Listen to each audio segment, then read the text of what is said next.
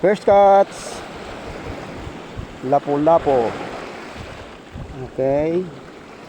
First cuts on my birthday, November 18. So, medyo maliit lang. So, ikakats and release natin siya. Kasi maliit naman siya. Ayan po, ang biyaya ng dagat. Oh, lapu-lapo. Yan po ang unang pinagkaloob sa ating kaarawan ngayon. Araw na to. So, release natin kasi maliit. Okay. Oops, bye-bye fish. Yan po mga master. May kumagat. Kaso lang maliit. Sana kasunod dito malaki na.